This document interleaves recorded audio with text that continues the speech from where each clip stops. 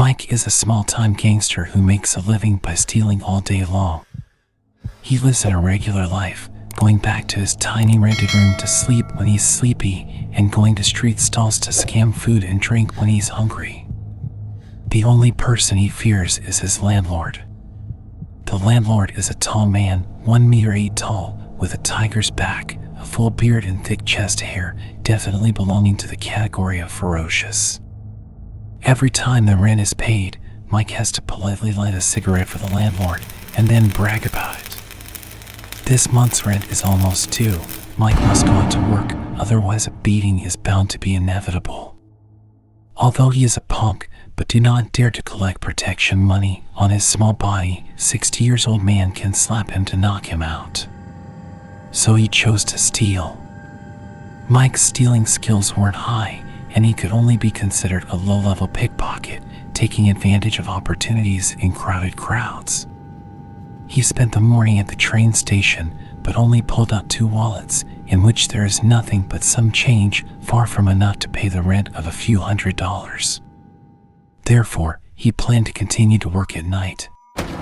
In the evening, the station less people, Mike felt that the opportunity is not much, so they left depressed, intending to go home to sleep and then try his luck tomorrow. As he walked to the entrance of a cinema, he noticed a long queue. Right, why not go to the cinema? Mike perked up.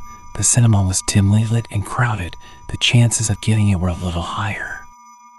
He set his sights on a man with a big belly carrying a handbag.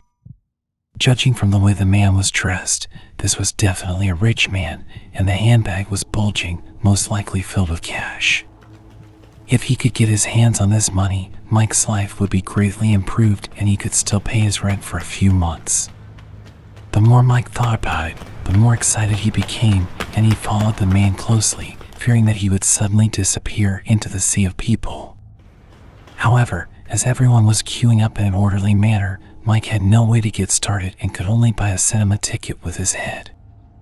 Upon entering the cinema, Mike found himself sitting right next to the pot-bellied man. His heart raced and he felt an opportunity coming on. The film began to show. Mike was not in the mood to watch the film. His eyes were all focused on the pot-bellied man's black purse. As luck would have it, the pot-bellied man watched less than 20 minutes of the film before falling asleep with his head cocked. Mike was so happy that he carefully reached out his hand and yanked the bag out of the other man's arms. He quickly opened the purse and saw that it contained 2 neat stacks of red notes. Mike's heart almost jumped out of his chest with excitement. He gently pulled them out, only to find that the notes were Jaws paper. Fucking poser. Mike was so angry that he almost screwed up his nose. Just as he was about to return the purse, he suddenly realized that the pot-bellied man sitting next to him had disappeared. Mike looked around and something even more alarming happened. The entire cinema was empty. Not a single person was left.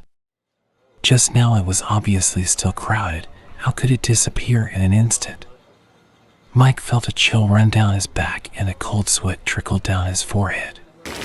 He decided to take another look at the purse, only to find that the 2 stacks of plutonium had already turned into a pile of ashes.